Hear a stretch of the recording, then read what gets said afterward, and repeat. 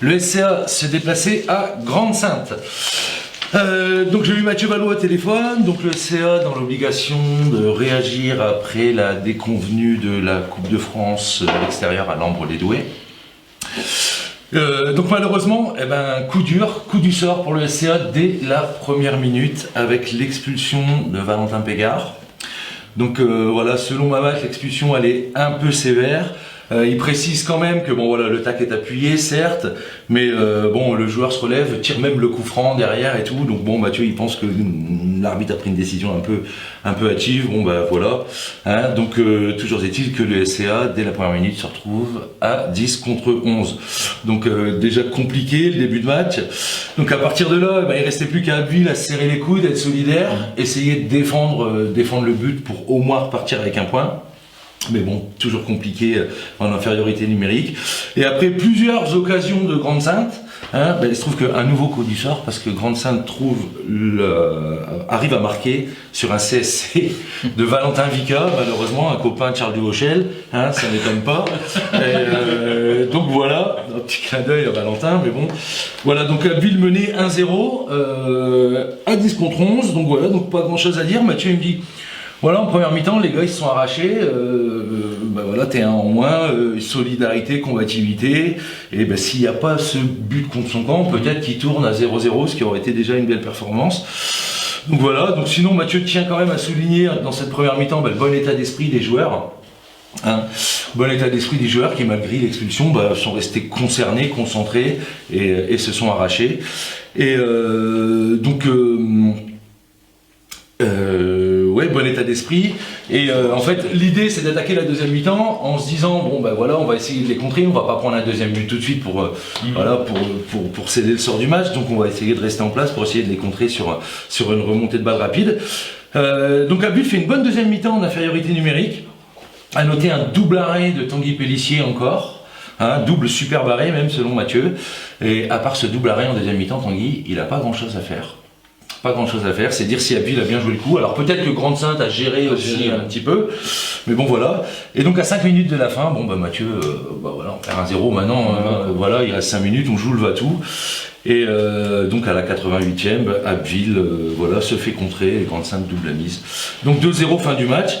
Donc voilà, donc malgré la défaite, donc pratiquement tout le match en infériorité numérique, Mathieu souligne le comportement, l'état d'esprit irréprochable des joueurs. Et il souligne aussi que c'est ce qu'il veut inculquer aux joueurs depuis 2 ans et demi qu'il a repris l'équipe en fait. Voilà, avec ces vertus-là que sont la combativité, la solidarité, l'état d'esprit irréprochable. Et donc il est satisfait que ça, malgré la défaite, satisfait que même les joueurs, avec les coups de sort, le rouge, le CSC, ils sont restés dans le match, ils ont tenté de faire une figure en infériorité numérique. Mais bon voilà, perdu 2-0. Donc Mathieu regrette bien évidemment le coup du sort d'entrée de match. Et il regrette de ne pas avoir fait ce match-là en 11 contre 11 parce qu'il pense que ça se serait certainement passé différemment. Voilà. Donc comme il dit, ce sont les aléas du football. Donc voilà, donc Abbeville s'incline 2-0 à Grande-Synthe et jouera le week-end du 23-24 octobre à domicile contre Loun-Plage. Abbeville est 6e, Loun-Plage est 7e. Donc un match important pour savoir... pour connaître l'évolution, pour connaître la suite repartir sur un point positif en fait. Ouais, puis voilà, puis là tu joues, ils sont au milieu de tableau tous les deux. Je veux dire, si tu gagnes ce match-là, tu bascules dans la première partie, tu perds ce match-là, peut-être que tu te retrouves dans la charrette, donc c'est un match qui est quand même important pour Abbeville. Donc merde au SCA. Le match qui sent un peu la poudre entre deux équipes un peu revanchardes, le SCA2 et Saint-Valery, s'est soldé par un match nul. But de Thomas Ségur pour le SCA et but d'Adrien Delabarre pour Saint-Valery. Un nom qui va revenir beaucoup dans ce petit débrief. Flo Lasséchère nous a dit qu'il avait joué en équipe, solidarité, esprit combatif, un peu comme l'équipe première sûrement du SCA, donc c'est vraiment dans leur gène. Tout le SCA est un petit peu en train d'avoir cette image, cette valeur, et c'est très bien comme ça. Le résultat est amer au vu des nombres d'occasions qui sont procurées durant le match. Il espère en tout cas régler tout ça pour le prochain match et encore un derby face à Gamache 2. Voilà. Alors pour Adrien Delabarre, Saint-Valery ouvre le score à la 15e minute contre le cours du jeu, mais lui il sort sur blessure. Il nous a dit qu'il avait alors il espère que les ligaments ne sont pas touchés, mais il a une grosse entorse du genou. S'ensuit après une période un peu de flottement pour Saint-Valery, où Abbeville arrive à égaliser. Et il tient quand même à signaler son gardien de but, qui lui a sauvé de prendre un deuxième but et synonyme de défaite. Donc voilà, Adrien Delabarre, buteur, blessé, entraîneur-joueur, qui quitte le match, qui était parti aux urgences. Donc Saint-Valery a su quand même tenir le résultat à Abbeville sur 2 ligues. Donc c'est quand même, il estime quand même que c'est un bon résultat, d'avoir été ramené des points du SCA. Voilà, et son prochain match à Saint-Valery, ça sera à Montières. Pascal, est-ce que tu peux te présenter pour ceux qui ne te connaissent pas voilà. Si jamais il y en avait. Si jamais Il doit y en avoir, faut être modeste. Donc je m'appelle Pascal Tranquille, j'ai 58 ans.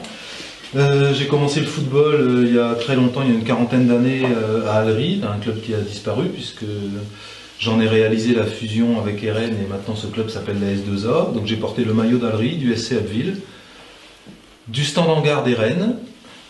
Et puis je suis reparti à Allery comme éducateur et entraîneur senior et puis jeune. J'ai réalisé la fusion de la S2A et depuis 2000, je suis élu au comité directeur du district de la Somme de football. Et depuis 2020, j'en suis le président.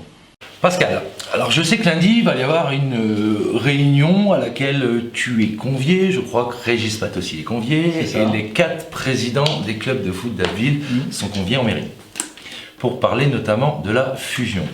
Est-ce qu'on peut avoir ton avis sur cette fusion, Pascal? Oui, bien sûr. Alors une fusion, pour moi, c'est un mariage. Alors quand on se marie, c'est qu'on s'aime. Donc s'il y a des gens qui ne s'aiment pas, il ne faut pas qu'ils le fassent. Voilà, ça c'est le premier point. Le deuxième point, c'est quel projet on veut mener. Et en fait, la base de la pyramide, ça va être le projet qu'on a envie de développer ensemble. Alors ce projet, il passe obligatoirement par de la formation, c'est-à-dire faire une fusion, ne pas former de joueurs, donc qui ne vont pas être en capacité d'évoluer dans l'équipe la plus haute qui va jouer dans je ne sais pas quelle division, ben, ça ne sert à rien. En sachant qu'aujourd'hui, je pense que le SCA tout seul aura peut-être des difficultés à aller en N2, pour des tas de raisons. En revanche, en se regroupant avec tout le monde, en créant une section féminine, le SCA a commencé, Manchecourt l'avait fait, mais je pense qu'il faut avoir une vraie politique de développement, peut-être créer une section futsal aussi. Bon, après il y a d'autres sections, foot loisirs, qui sont un peu annexes, et voilà, c'est un peu anecdotique, mais voilà, en se structurant encore mieux, parce que le SCA est déjà très très bien structuré, en récupérant les meilleurs gamins, en ayant une voire 2 sections collège, lycée, parce que bon, c'est une forme de continuité, en étant le club qui aspire tous les gamins des alentours, mais d'une manière très propre. C'est-à-dire qu'il ne faut pas les déshabiller. Je ne sais pas si le SCA le fait ou ne le fait pas, mais je pense qu'il doit y avoir une politique aussi d'accompagnement des meilleurs joueurs vers le SCA, avec des contreparties des clubs qui sont non pas pillés, mais qui fournissent ces joueurs et ces joueuses. Mais je crois qu'on peut faire quelque chose de très correct, avec une belle ambition, en sachant que dans le football moderne, je ne vais pas parler de ce qu'on a connu avec la D2, parce qu'aujourd'hui Abbeville ne serait clairement pas en Ligue 2, mais dans le football moderne, le nerf de la guerre, c'est quand même l'argent. C'est sûr. Mais la façon dont on parle, t'imagines la fusion, mais une fusion mais totale, un seul club, un seul président, un club à 35 éducateurs, où on a 5-6 équipes par tranche d'âge au foot d'animation jusqu'aux 15 ans. Enfin, J'imagine rien, c'est pas à moi d'imaginer. Je pense que ce qu'on va me demander, c'est une forme d'expertise, c'est-à-dire que techniquement, je suis en capacité de dire un certain nombre de choses, éventuellement de trouver des ressources au niveau de la Fédé ou de la LFA, c'est-à-dire trouver des interlocuteurs qui pourront nous accompagner sur différentes problématiques. Ça, c'est vraiment absolument pas un problème. Ensuite, sur la manière dont ça va se faire, je pense que c'est aux gens de se mettre autour de la table et de discuter. Parce que fusion ne veut pas forcément dire absorption, c'est peut-être ça le danger, non? Alors, très clairement, pour l'avoir vécu à la S2A, une fusion, bon, là on a vraiment regroupé 2 clubs, mais qui étaient sains. Voilà. Par contre, il y a eu des pertes de pouvoir pour certaines personnes. Voilà. Moi-même, je n'y suis plus et je pense que peut-être c'est un bien pour le club parce que je serais peut-être resté fermé sur un certain nombre d'idées ou de choses voilà, que je ne voulais pas. Maintenant, les gens qui sont en place, moi j'ai toujours la faiblesse de penser que les gens qui sont en place, c'est les bonnes personnes. Voilà. Et que s'il y a des choses qui ne me conviennent pas, j'ai qu'à soit postuler, soit faire à leur place. Donc, le côté critique, voilà. Par contre, l'accompagnement, c'est très clair, ils doivent être accompagnés. Et je pense que lundi, ce sera une partie de l'objet de la discussion. Mais encore une fois, la forme que ça va prendre, mais j'ai rien à dire là-dessus. Okay. Ça fait plusieurs années qu'à Abbeville, il y a une section sportive au Collège Ponthieu, football, et je sais que la volonté, c'est aussi d'en mettre une en place au lycée. Pour qu'il y ait une continuité en fait, parce que après les bons footballeurs niveau collège, ils se barrent à Amiens et c'est un peu plus compliqué en fait. Et surtout, si t'as une section sportive au lycée, t'attires du monde aussi peut-être. D'accord, on parle d'attractivité. Donc, est-ce que le district pourrait avoir, alors je sais pas du tout, un rôle, ou alors est-ce que c'est juste le responsable d'établissement qui doit impulser la chose? Est-ce que les élus peuvent aussi je pense que les élus de notre territoire, à nous, rentrer en contact avec le proviseur, notamment pour essayer de mettre en place des trucs. J'ai rencontré Thierry Claes en recyclage qui m'a dit qu'ils avaient déjà eu une réunion il y a un an avec Manu Boissier, David Renoir et le proviseur, mais qu'ils n'avaient pas eu de nouvelles depuis et que peut-être Thierry disait si on avait un appui politique, peut-être que ça pourrait faciliter les choses. Bon voilà, après lui c'est ses nouvelles missions maintenant. Et le district de la Somme peut avoir un rôle à jouer là-dedans L'appui politique, ils l'ont, c'est-à-dire que moi j'ai déjà dit que le jour où on me solliciterait, je viendrais défendre ce dossier, mais pour ça il faut que je sois sollicité. D'accord, ok. Et quand je parlais de politique, je parlais d'élus de notre territoire. J'avais compris, j'avais compris, mais là je peux pas parler à leur place. Ok, ça marche. Mais est-ce que tu penses que si on avait un élu du territoire qui s'engagerait là-dedans, est-ce que, sans parler à leur place, est-ce que ça pourrait faciliter les choses? Je pense que ça aussi c'est déjà fait. Oui, j'ai juste une petite question à Pascal. Moi, je l'ai eu comme entraîneur, même s'il a eu Bobby aussi. Moi, je l'ai eu en tant qu'entraîneur en jeune. Je voudrais savoir un peu, je savais parce que Pascal, c'était toujours linéaire. Et quand le discours montait un peu, c'est que c'était pas bon. C'est qu'on allait, c'était pas bien, c'est qu'on allait passer un sale quart d'heure. Sinon, c'était tout le temps sur le même ton de voix, mais à un moment donné, ça montait un peu. Ton regard par rapport aux éducateurs maintenant, parce que en plus Julien a fait une formation il n'y a pas longtemps, on lui a dit que les générations avaient changé, que moi je le vois quand j'entraîne là maintenant, je le vois parce que ça fait 10 ans que j'entraîne à peu près la même équipe, et je me dis que les générations changent, et comment appréhender un peu ces choses, comment toi la formation des joueurs. Ouais, puis même toi un peu comment tu aurais appréhendé ton rôle de coach si maintenant tu avais à reprendre un groupe, on va dire, un groupe de district. Ouais, alors je ne sais pas si j'en serais capable déjà. Parce que je pense que les entraîneurs de maintenant, ils doivent s'adapter beaucoup plus que ce que moi je faisais. C'est-à-dire que j'arrivais à avoir un groupe quasiment constant, tout le monde à l'entraînement. En D1 de l'époque, donc c'était en excellence, 3 entraînements par semaine, les joueurs étaient présents. Aujourd'hui, je pense qu'il n'y a pas beaucoup de clubs de D1 qui s'entraînent 3 fois. Je pense même qu'il y a même des clubs de R2 qui n'en sont pas là. Voilà, en R1, ça peut être sensiblement différent à mon avis. Je vois que de plus en plus, et on avait de l'avance, et moi j'ai eu la chance de travailler avec François Clerc comme adjoint, en fait les équipes sont staffées, c'est-à-dire qu'il y a un préparateur athlétique, il y a des gens qui font d'autres choses à côté, c'est très très intéressant. Je pense que quelque part, plus on se rapproche du haut niveau, plus ça se professionnalise, et plus on descend dans les divisions, plus on est amateur, et plus ça tient, j'ai envie de dire, avec des bouts de ficelle, quoi. C'est forcément très très compliqué. Maintenant, si j'étais entraîneur jeune, je pense que je serais en complet décalage avec ce qui se pratique. Moi, ce que je vois, c'est des joueurs formatés et ça m'inquiète énormément. C'est-à-dire que je pense que la qualité d'un joueur, c'est de pouvoir s'exprimer. Si on veut en tirer le maximum, il faut le mettre au bon poste, lui laisser un peu de liberté, et puis après, il y a des choses qui sont de l'ordre du collectif. Je veux dire, si on ne passe pas par ces choses-là, il n'y a pas de discipline. Mais malgré tout, les joueurs, il faut qu'ils s'expriment. Et je ne vois pas tellement de fantaisie dans les choses. Je ne vois plus de joueurs dribbler, je vois plus de... voilà, on dit ah, « dribble pas, donne ton ballon ». Mais si à 12 ans, à 13 ans, ils n'osent pas, mais c'est pas à 20 ans qu'ils vont apprendre. Parce qu'à un moment, quand on est dans un petit périmètre, soit on fait une passe pour éliminer, soit on dribble. Mais si on ne sait pas le faire, on ne sait pas le faire. Et ça ne s'improvise pas, ça s'apprend. Maintenant, il ne faut pas le faire tout le temps. Le joueur qui dribble tout le temps, qui ne donne jamais son ballon, c'est pas non plus un joueur intéressant. Mais par contre, je trouve qu'il ne faut pas les verrouiller de ce côté-là.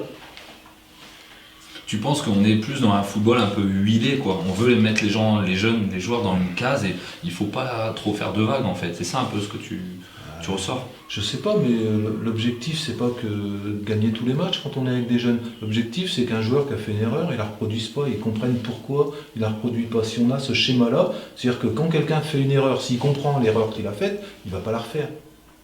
Ben, on a tout gagné. C'est ça le rôle d'un coach, à mon sens. Et notamment à la Fédé, ils disent qu'il n'y a plus de dribbleurs comme il n'y a plus de gardiens. Il y en a de moins en moins. Dans les stades de jeunes, les mecs, les jeunes, ils dribblent plus. Et bon, il n'y a plus de gardiens, ça c'est... Pour les grands. Après le foot de rue c'était très bien. Il faut que les gamins ils jouent dans la cour d'école, dans la rue, Dans tout le ça. city, Et puis après, il y a un truc qui c'est pareil, on ne fait plus, c'est la jonglerie. Mais quand je regarde les résultats au test dans le département, et des fois je vois des garçons qui sont en finale départementale, ils font pas 3 fois 50. Et c'est anormal. C'est anormal. C'était une obligation. Avant, Bah oui, la jonglerie c'est la maîtrise de balle. Quand on sait maîtriser la balle, après on fait ce qu'on veut avec. et puis le mentalité rechangée aussi. Tu savais jongler. Ouais, bah, grâce à Pascal. Non, Grâce à M. Boulin et Hervé Boulin, Voilà, j'ai beaucoup c'est ça, il y a eu travaillé. des gens avant moi. Quel coéquipier t'aurais voulu tacler limite rouge? Et je sais déjà ta réponse aussi. Alors, qui t'aurait voulu tacler limite rouge? Limite rouge. Ouais. Pas un mec que t'aurais voulu... Ouais, mais c'est un ami, c'est juste pour le taquiner, c'est François Clerc. Voilà. François, c'est un ami de je sais plus combien de temps, je ne saurais pas le dire. Non, généralement, j'ai essayé de bien m'entendre avec mes coéquipiers. J'ai souvent été capitaine. Voilà. Donc, quand tu portes le brassard, ça veut dire que tu tires les gens vers le haut, même si des fois, j'étais pas le meilleur de l'équipe. Hein. Mais je pense que j'apportais autre chose et souvent, les coachs me confiaient le brassard. Voilà. Tu m'avais confié le brassard. Oui, mais souviens-toi, quand je confiais le brassard à quelqu'un cette saison-là, c'était pour lui passer un message, c'était pour lui dire en fait, tu vas avoir une promotion et tu vas aller jouer en équipe C'était supérieure. exactement ça. Voilà, c'est ça. J'ai cru que t'aurais dit son père en fait pour pouvoir jouer en D2. C'est bon, arrête, c'est Ah, bon, oui, arrête. non, mais Michel, déjà, pour oser le tacler, il fallait déjà être courageux, ce que j'étais pas forcément. Et puis ensuite, il fallait pas louper son coup, parce que sinon, c'était pas la peine. Non, oui, effectivement, pendant quelques saisons, j'ai été le remplaçant de Michel, et heureusement pour le club, il s'est jamais blessé. Voilà. Il faut être conscient de ces possibilités.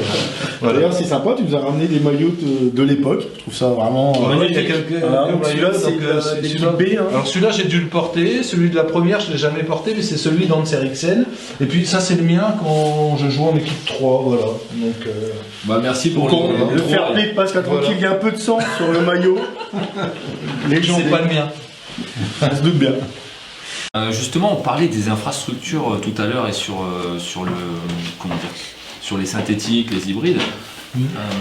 Qu'est-ce que tu penses un petit peu de ce manque de structure chez nous? Moi, je suis dans le Nord, dans le Pas-de-Calais et tout, et on voit qu'il y a beaucoup plus de terrains hybrides, de synthétiques par rapport à la Somme. Comment tu expliques ce décalage en termes de structure par rapport à notre région et à d'autres régions aux alentours qui, eux, sont structurés sur des synthés, sur des terrains hybrides? C'est simplement une question politique, hein, c'est-à-dire que les politiques locales ont permis qu'il y ait un développement de terrain, voilà, donc on ne peut pas lutter contre ça. Après, nous, on s'est adapté, et je pense que l'adaptation qu'on a fait dans nos clubs fait que justement, si on avait les mêmes moyens, je pense qu'on ferait beaucoup mieux qu'eux, parce que nous, on s'est adapté à partir de pas grand-chose. Eux, ils ont des moyens, voilà. Alors oui, de temps en temps, ils sont un peu plus forts que nous, de temps en temps. Hein.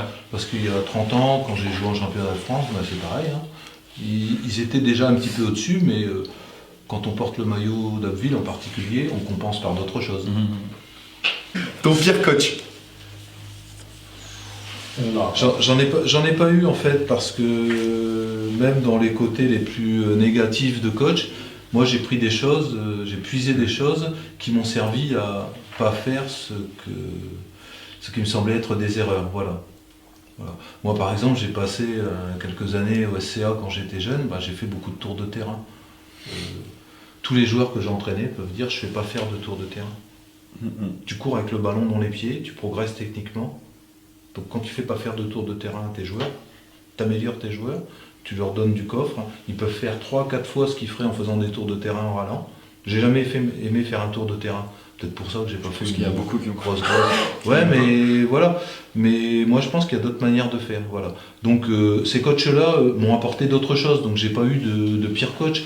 Je répète, j'ai souvent porté le brassard. J'allais discuter avec eux. J'ai questionné. J'étais sans doute un peu embêtant. Hein, voilà, ça a pu m'arriver. Mais non, après, moi, j'ai eu que des très bons coachs. Hein. Je pourrais pas tous les lister, mais voilà. J'ai eu de très très bons coachs. Certains, on est devenus amis. Hein, voilà. Une pensée pour Pierrot Sueur. Ouais, Pierrot, c'était mon premier coach, et puis c'est celui qui m'a apporté beaucoup de choses, un petit peu de rigueur, peut-être sans doute pas assez, parce que malgré tout j'étais une amusette hein, quand j'étais. J'ai jamais eu, je pense, conscience de mes possibilités. Donc je me suis toujours marré sur un terrain de foot, même si de temps en temps c'était un peu compliqué, parce que bon, vous savez comment ça se passe sur un terrain de foot, il n'y a pas que des gens sympathiques en face. Hein. Que les gens aient envie de gagner le match, c'est une chose, par tous les moyens, c'en est une autre. Voilà. Et parfois, malheureusement, il y a des gens qui ne savent pas faire la différence. Mais après, voilà, moi je me suis toujours bien amusé. Même pour un Abbevillois, quand on rencontrait Amiens, c'était très dur. Malgré tout, j'ai beaucoup de copains, voire des amis à Amiens, des gens avec qui on peut aller boire un pot, on discute de foot, voilà. Après, c'est des anciens, voilà. Monsieur Imiela, Monsieur Buchot, bon, malheureusement Jean-Michel Lefebvre est plus là, plein d'autres. Enfin, je dis monsieur parce que ils sont plus âgés que moi, mais après, voilà, c'est des gens que je connais bien, on se tutoie, il n'y a aucun souci, on parle la même chose, on parle foot, voilà. Et ça, c'est important. Qu'est-ce qui t'a donné, tu as été joueur et entraîneur, qu'est-ce qui t'a donné qui t'a mis le pied à l'étrier en tant qu'entraîneur? Bah, je pense que c'est venu naturellement. J'ai commencé, après c'est aussi un cursus professionnel, hein. J'ai encadré des centres de loisirs, voilà. Je suis éducateur spécialisé de formation, donc c'est mon premier métier. Donc essayer de transmettre aux autres, c'était une vraie volonté. Mais c'est vrai qu'à 18 ans, je commençais à entraîner, quoi, voilà. D'accord. Dans des clubs aux alentours d'Abbeville. Voilà. Parce que c'était comme ça, et puis que plutôt que de rien faire, de rester chez moi à rien faire, bah, je trouve que c'est plus intéressant de transmettre.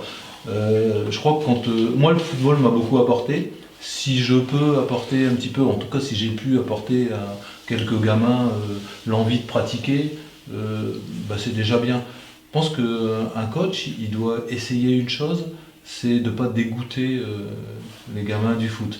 Je me souviens quand je faisais débutants, donc maintenant c'est les U6, hein, voilà, au SCA, que les parents arrivaient en disant quand est-ce qu'il va être pro.